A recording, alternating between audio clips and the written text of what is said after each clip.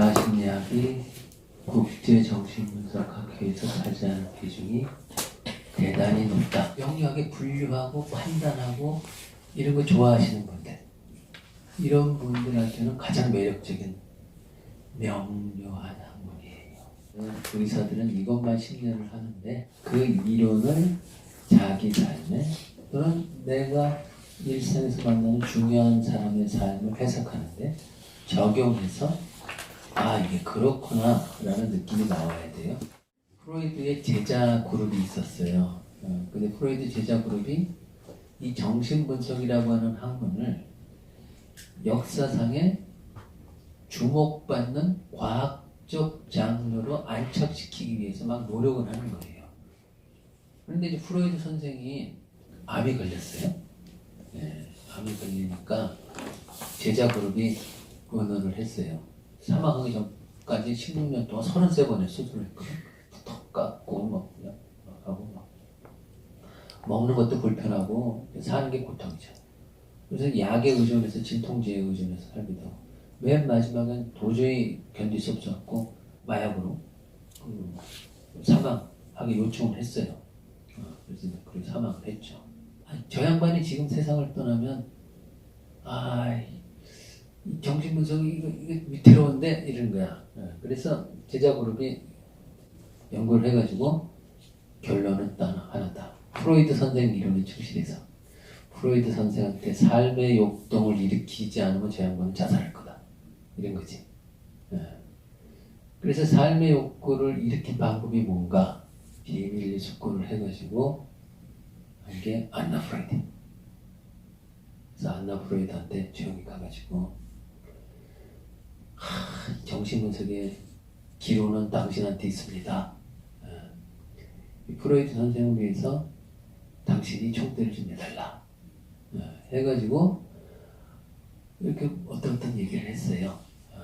그래서 그 얘기를 듣고 수용을 하고 그 다음부터 안나 프로이드가 결혼을 포기를 했지. 결혼을 포기를 하고 아버지의 학문을 전파하는데 자기 전 생애를 바치기로 한 거예요. 그 시기에 프로이드 선생이 새롭게 내놓은 모델이 이거지. 안나 프로이드가 프로이드를 이제 계승하는 사람으로 해야 되는데, 여러분 요새 교회도 그렇고 어디도 그렇고 왕 국가도 그렇고 뛰어난 인물의 후손이 반드시 최적임자가 아닐 수 있잖아. 안나 프로이드와 국제정신분석학회에서 멜라니 클라인이 충돌을 해요. 근데 나는 아버지의 딸로서 계승자다라고 하는 게 서양에서는 얼마나 그게 힘을 발휘할지. 국제정신분석학회 룰을 어기고 프로이드가 특별히 자기 딸을 분석하기도 했어. 사실은 가족은 안 해주는 거거든. 가족은 안 해주고 친척도 안 해주고 이 룰이 있어요. 심지어 정신분석은 친구나 가까운 사람은 정신분석 해주지 않는 게 룰이야. 다른 사람한테 보내야 돼. 분석해주지 않는 룰은 왜 생긴 거죠? 그게 이제 전이라고 그래갖고요. 중요한 대상에 대한 전이 현상이 일어나면 그걸 막 자유롭게 표출을 해야 돼요. 그러면 유년기 부모에 대한 이런 거를 아버지, 엄마에 대한 감정을 투사하게 적절하려면 익명의 제3자가 좋아요.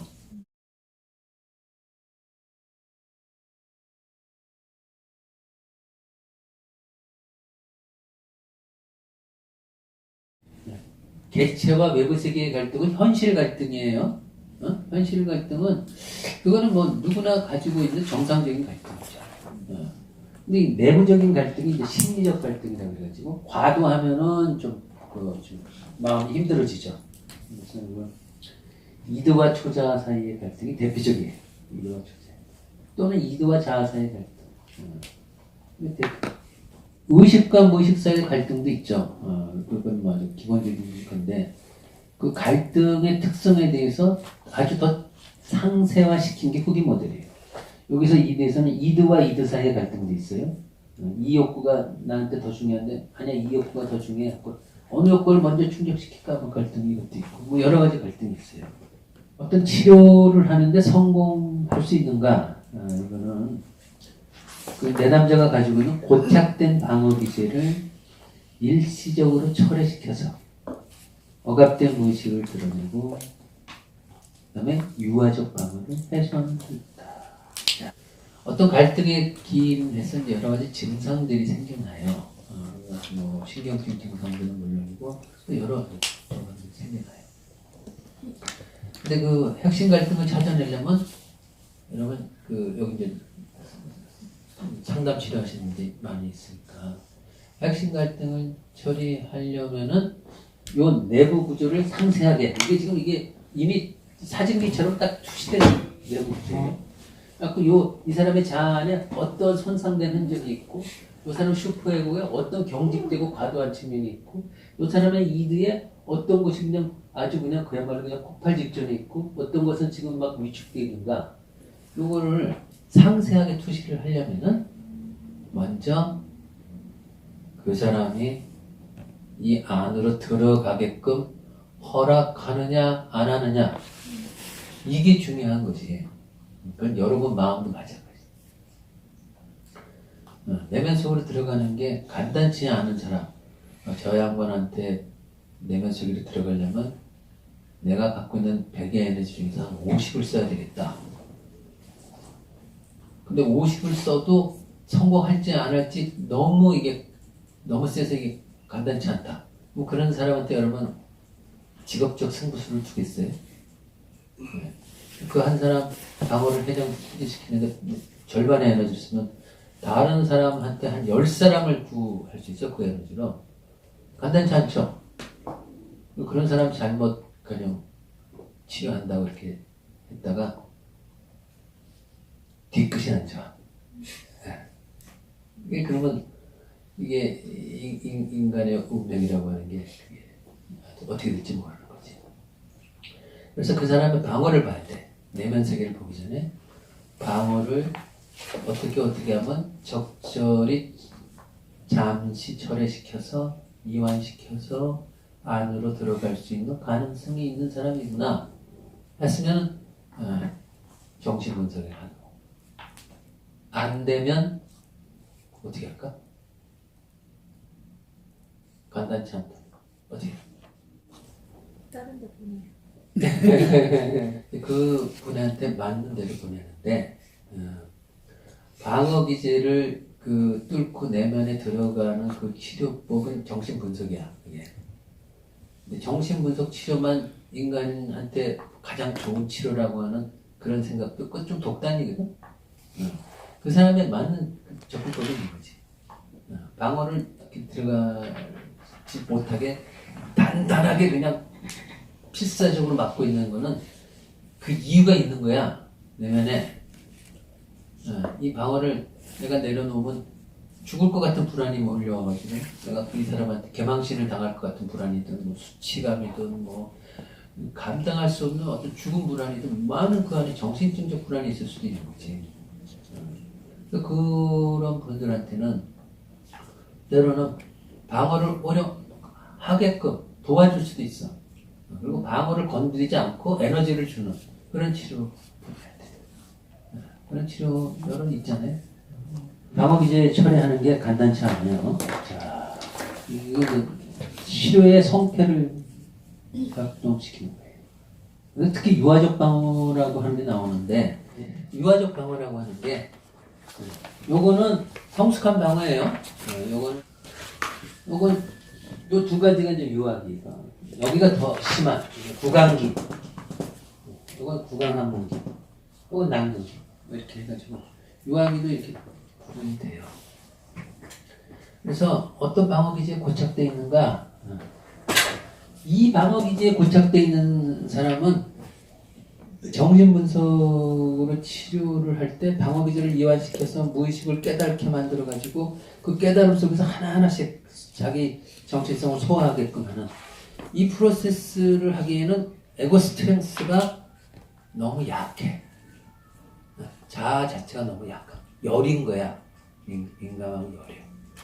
지형학적 정신 모델에서는 무의식에 있는 그 어떤 그 고통을 일으키는 그 근원을 하나하나씩 세세히 서서히 실타래 풀어가듯이 세세히 자신의 자아가 소화하게끔 만들어주면은 모든 그 고통과 어떤 얽매임에서 벗어난다. 이런 원리가 있었는데 후기 이 구조 모델에 의하면은 이 구조를 갖고 있는 사람은 그렇게 무의식을 하나하나씩 열어가면서 심층적으로 가면서 이렇게 끄집어내서 이렇게 소화하고 이 프로세스 자체가 되게 위태로워. 오히려 더 심란해지고 막 불안하고 더 안정적이지 않을 수도 있어. 근데 이게 소리 나서 유아기 중에 구강기 방어기제예요. 그래서 구강기 때 생후 첫 1년 동안에 환경적으로 너무 힘들었던 사람이 거기에 고착된 거지. 고착된 사람한테 세련된 깨달음을 이걸 당신이 열심히 이렇게 숙지하고 하면은 깨달음 속에서 뭔가가 얻어질 수 있다. 이런 얘기는 지금 무슨 소리 하시는 거예요? 1살짜리 아이한테 성숙한 깨달음의 언어를 얘기해주면 1살짜리 아이가 어떻게 반응할까? 1살짜리 아이가 뭘 바래?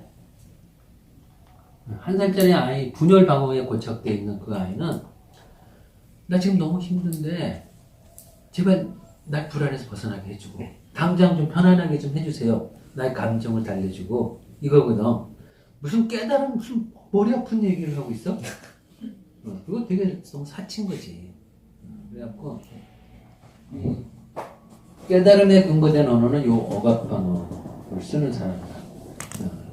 에고 스트렝스가 이 사람들은 강하기 때문에 요 안에 내가 하여튼 뭔가 좀 수치스러운 면도 있고 상처받은 것도 있지만 내가 그것 때문에 과도하게 휘둘리면서 내가 인생을 너무 이렇게 과민 반응하는구나를 하나하나씩 소화를 하면 되게 증상이 완화돼. 근데 요 중간에 있는 사람이 소위 이제 나르시스틱 캐릭터 경우가 되게 높아. 여러분 나르시스틱 캐릭터는 스펙트럼이 다양한데 중에서 현실 사회에서 살면서 나르시스틱 캐릭터를 만나게 되는 상황, 이게 공부할 때는 그런 생각을 해보는 걸 좋아해요. 제일 중요한 건 내 안에 있는 자기애적 성향인데, 자기애적 성향은 그 아동과 여기 1살짜리 아이한테는 일단 마음을 달래주는 게 제일 중요하거든. 깨달음은 너무 사건 너무 힘든 거고. 요 사람은 나름대로 그 말귀를 알아들을 수 있는 사람이야. 말귀를 알아들을 수 있는 사람인데 정서적으로 약한 부분이 있는 사람이지. 여기서 이제 고착되어 있는 사람한테 이 사람은 잘하면 말귀를 알아들어서 이렇게 깨달음 쪽으로 접근이 가능하기도 해요. 이렇게도 이렇게 넘어갈 수 있는데. 그런데 한쪽은 이렇게 여기에 연결되어 있는 부분이 있거든. 그래서 요 사람들한테 때로는 정서적으로 이렇게 공감되지면서 조금 에너지가 생기면 또 깨달음도 주고 또 두 가지를 다 줘야 돼. 혼용이야. 자객적 성격을 갖고 있는 사람이 디나이얼, 부인 방어를 되게 많이 써요. 그래서 여러분 어떤 사람이 너무 억울하다. 저는 너무 억울해요. 그래서 날 좀 도와주세요. 억울해요. 막 이렇게 해가지고 했을 때 뭔데요? 그래서 이렇게 사연을 들어보면은 자기가 겪은 억울한 일을 이렇게 얘기를 한다. 이게 억울한 일을 얘기하면은 자 여러분한테 이제 이 공부는 이게 사례를 통해서 하는 게 더 좋아요. 여러분 같으면 어떤 식으로 그 반응을 하겠어요? 자 억울한 얘기를 누가 이렇게 막 얘기를 해요. 자, 여러분 세라피스트일 수도 있고 또는 그 사람이 현실 속의 지인일 수도 있어요. 오케이? 어떻게 반응할까요? 저는 제가 억울하지 않다는 걸 증명하기 위해서 상대방한테 위로를 받으러 간 거잖아요. 그래서 증명하기 위해서 어떤 텍스트 문자로 이렇게 싸우다가 억울한 상황이 생기면 그걸 정확히 다 보여주고 이거 봐봐 이렇게 객관적으로 봐도 내가 되게 억울하지 막 이렇게 그렇게 증명하면서 보여주고 오케이 좋아요. 누가 억울하다고 날 좀 도와달라고 막 그래. 자 거기에 대한 여러분의 반응을 지금 한번 표현해보라는 거예요. 누가 내가 너무 억울한 일을 겪었는데 좀 도와달라고 사인을 막 보내.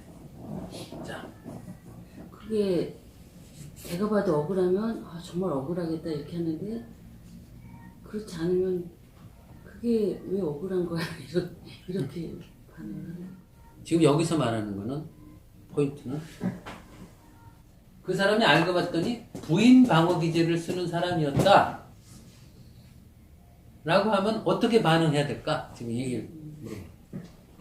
근데 부인 방어 기제를 사용하는 사람인지 잘 모르는 경우도 많아. 오케이? 네. 그러면 어떤 식으로 반응하는 게 현명할까? 지금 이런 분들. 처음엔 무조건 공감해줘. 오케이. 오케이. 공감 안 해주면 뒤탈이 심하지. 또. 공감으로 끝나야지 해결책을 제시하면 되게 힘들어하더라고요. 그게 그 도움을 받을 때 공감을 해주면 그걸 상당한 그 에너지가 그 사람한테 좋은 거고 그 사람도 뭐 근데 거기서 좀 더 바라게 되잖아. 좀 더 바라게 되는데 그러면 이게 우리나라 속담에 이런 거 있잖아. 물에 빠진 사람을 건져줬더니 그 다음 뭐가 나오더라. 신발 털어. 보따리 넣으라 한다. 이게 무슨 뜻인지 잘 모르죠. 그런 상황이 벌어져. 이 사람의 말을 그냥 내 아는 지인이기 때문에 또는 어떤 분으로 나한테 와서 이렇게 했기 때문에 공감해서 억울하겠다 하고 이 사람이 디나이얼 기제를 사용하는 거를 모른 채 도와주게 되면 그야말로 어려운 상황에 처하게 돼. 그 이유는 뭐냐? 이 사람의 말이 전부 자기 중심적인 언어인 거야. 자기가 갖고 있었던 단점, 결점, 그것으로 인해서 타인한테 자기가 끼친 악영향, 피해 이런 건 전부 삭제되고 자기가 고통받은 것만 얘기하는 거야. 억울한. 거기 동조하는 순간 어떻게 되겠어? 동조하는 사람이 이게 동조하는 순간 이 사람을 자기의 성격자의 특성이야. 최대한 자기한테 유리한 방식으로 이용하게 돼 있어. 자기의 성격자는 타인을 배려하지 않아. 도덕성이 대단히 부족해. 그래서 이 사람을 그냥 보통의 사람이겠거니 해가지고 도와주면은 이 사람이 원하는 방식 다 이 사람을 사용해. 나를 지지하는 이 사람이 있다. 이거 봐라. 여러 가지로. 나중에 이 사람이 당신의 문제점을 지적할 때 그때는 아웃이야. 쓸모없기 때문에. 근데 이런 거를 성인의 입장에서 보면 무슨 저런 비인격적인 사람이 있고 비도덕적인 사람이 있어 이렇게 되는데 정신분석을 공부한 사람은 이 사람의 방어기제가 유하게 고착돼 있어가지고 그냥 저 사람은 그게 저 사람 사는 방식이구나 이건 거야. 너무 억울해할 것도 없어. 몰라서 그런 거니까. 보통 사람이 이런 걸 몰라. 이런 사례를 연구하는 게 정신분석학이에요. 사실은. 연구하는 이유는 선의의 피해자가 없게 만들기 위해서. 그리고 저걸 갖고 있는 당사자한테 뭔가 도움을 주기 위해서. 신경증자는 욕망의 문제에 걸려있는 사람이에요. 그래서 그 욕망의 문제, 특히 금지된 욕망. 이걸 이제 프로이드는 유아성환상이라고 하고, 그렇게 뻔한 제도적인 사랑 관계에는 별로 흥분이 일어나지가 않아. 신경증자는 억압된 욕망과 그 욕망에 대한 환상에서 에너지도 받고 구속도 받는 그런 사람이에요. 그래서 그거를 금지된 욕망이 세기 때문에 초자도 세. 네. 보통 사람보다 세. 네. 주로 그래서 무슨 종교계나 어떤 학계나 어떤 그 갈등 속에서 위대한 작품도 만들어져요, 여러분. 모든 게 다 갈등이라서 다 나쁘고 그런 건 아니에요. 내가 이제 잘 나가던 사람이 가끔 가다가 이렇게 추락을 하는데 보통 흉측한 추락 말고 정신적으로 대단히 뭐 주목받는 대상에 연애 스캔들이 빠졌다. 그런 거 신경 쓰지. 조자가 강해서 타인한테 피해 주는 건 못해. 욕망의 문제 때문에 되게 고교라고 고상한 면을 갖고 있는데 어느 순간 유치한 면이 드러날 때 사람들이 실망을 주고 자기도 괴롭고 그런 그 욕망으로 인한 갈등에 시달린 사람. 갈등하면은 갈등의 대명사는 신경증제. 혹시 여러분도 갈등 좀 하세요? 신경증은 소망을 충족시키는 이득. 여기서 소망은 주로 유아 성욕과 유아 성환성과 연관된 거예요. 어린 시절에 좋았던 것을 나이 먹어서도 또 맛보고 싶어서 죽기 전에 꼭 맛보고 싶어서 그런 소망. 그리고 도덕적으로 금지된 욕망의 충족을 막으려고 하는 초자. 소망이 강한 곳에 그것에 대한 심판감도 강해요. 요구 충돌을 중재하려는 자. 이두도 채워져야 되고 이두도 채워져야죠. 정신분석이 보여주는 세계와 여러분의 언론에서 접하는 세계는 되게 많이 달라요. 이두도 채워주고 초자도 채워주고 그리고 외부 세계에서도 그렇게 탈없고 그렇게 살면 얼마나 좋겠어. 그렇잖아요.